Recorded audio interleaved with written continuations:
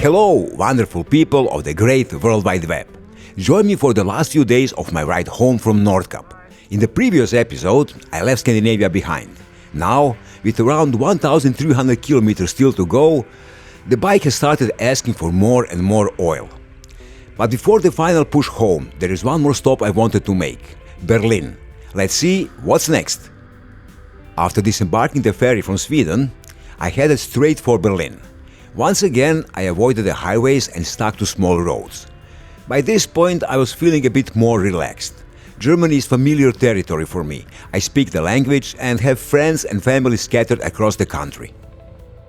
Made it to Berlin, where I stayed at my friend's place. Their neighbor kindly let me store the bike in his garage. But I wasn't too happy when I realized I was low on oil again. So I used the last remaining oil I had with me, about 1 deciliter left from the 2.5 deciliters after my oil change in Finland, to top it up. The next day, while my friends were at work, I used the time to walk around the city and try to find some oil.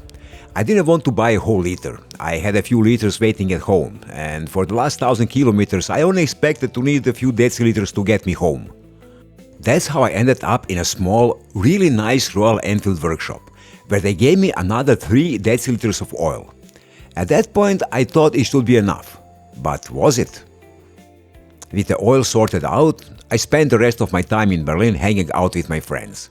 And while they were at work, I just walked around the city. But to be honest, after more than 30 days on the bike, riding small roads and being away from the rush of big cities, it felt a bit strange walking around the noisy, crowded streets again. And I think it's clear to anyone who follows my journeys, I'm not really into tourist hotspots when visit a country or a city. I've been to Berlin before, and I've already seen the main places. When visiting a city, I like walking through the normal parts where everyday life just happens, without a tourist layer on top, or having a morning coffee in a small local cafe, a beer in a local beer garden. That's for me the best way to feel a city.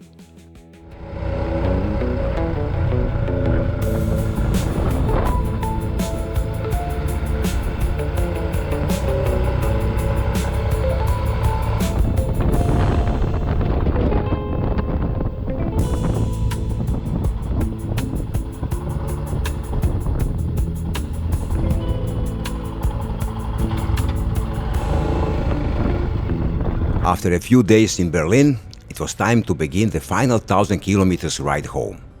But there was one very important stop left to make. One last döner kebab. I love the German version of döner so much that for legal reasons, the exact number I ate during those 3 days will remain classified.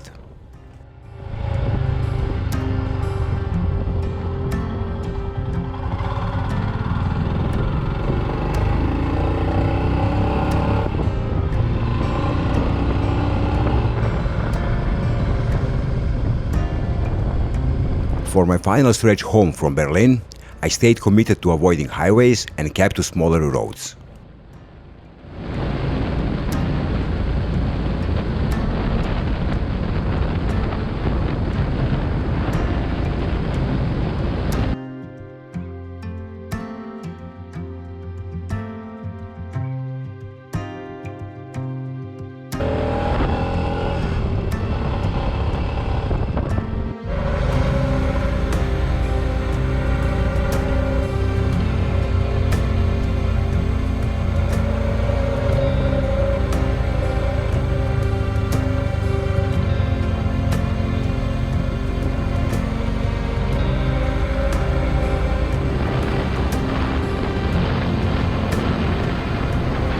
The plan was to cover the last 1,000 kilometers in 3 days, with 2 nights of camping along the way.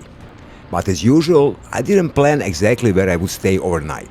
So, as night was approaching, I started looking for a campsite and found one in Jelenia Gora.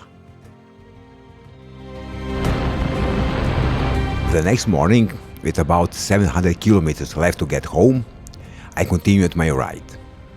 And no matter how hard I tried to stay relaxed, every stop ended the same way. I was checking the oil level. And I could see it clearly. The further I rode, the more oil I was using. An engine starting to use oil is never a good sign. And I knew that even if I made it home, it would likely come with some serious expenses afterwards. I even called a friend who owns a van, just in case he might need to come and pick me up in the worst case scenario. By that point, even the jerking felt like a minor issue compared to the oil consumption.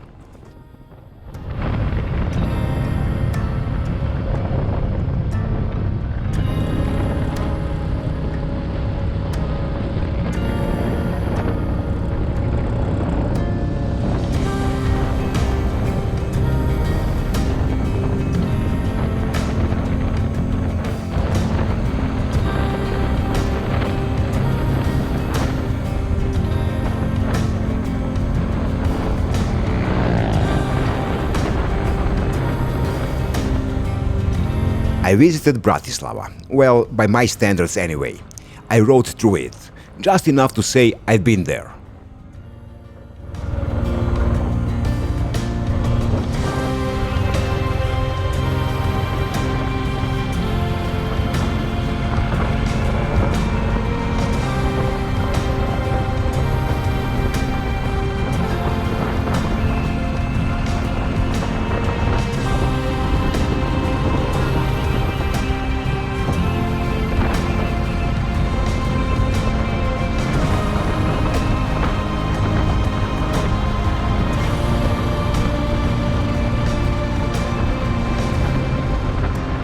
By the time I reached Hungary, I'd already gone through the 3 deciliters of oil I got in Berlin.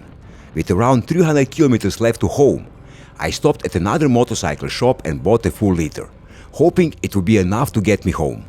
I also decided to stick to my original plan and not push the final 300 kilometers that day.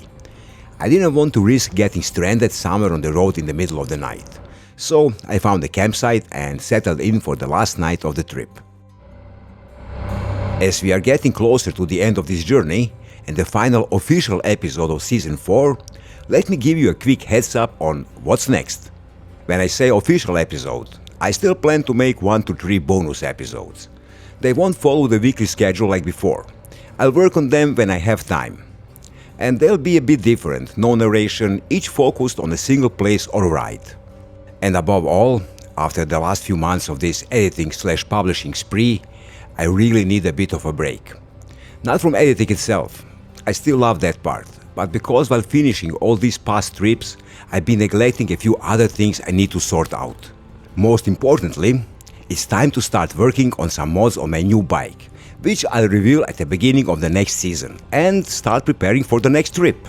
But don't worry, you won't get rid of me that easily. I'll still be around with shorts and reels. It was an amazing trip. Sure, it ended a bit chaotically. The bike gave me plenty to think about. My GoPro had an identity crisis from the very beginning.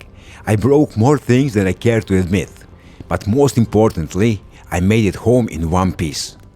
There is one more thing I like to share. This trip was originally supposed to happen a year earlier, but some unexpected health concerns delayed those plans. Instead, I ended up doing the Balkan trip from the Season 3 in late summer. I won't go into the details of that situation. This isn't a health channel. But this journey also became a test for my future trips. The good news is that it went better than I could have hoped. It showed me that with a few adjustments, I can keep doing what I love. Somewhere in Hungary, another situation appeared that raised my concerns. The check engine light turned on. The first couple of times I stopped, let the engine cool down and went through the usual on and off sequence to clear the light. But when it kept coming back on, I eventually stopped trying to reset it and simply continued the ride.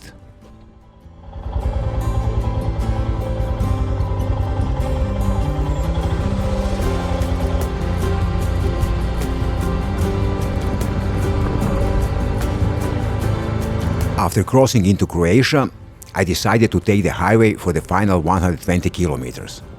At that point, there was not much else I could do except trust her and keep going. I was talking to her. Come on, girl, we are so close now. Don't give up on me now. Just a little more. 100 kilometers, 80, 60. We can make it. And we made it. Barely, but we made it. A few hundred kilometers later, she was already getting a top-end engine rebuild, which solved out the oil consumption issue. The jerking, however, is still not sorted out to this day. And with that, I'm finishing this episode and season 4. A huge thank you to everyone who watched my videos, subscribed, left a comment, or simply followed along. It really means a lot to me, and your support helped me keep going with editing, publishing, and sharing these adventures. Ride safe, keep exploring, and who knows, maybe I'll see you somewhere around the next bend. Because we never really know what's next.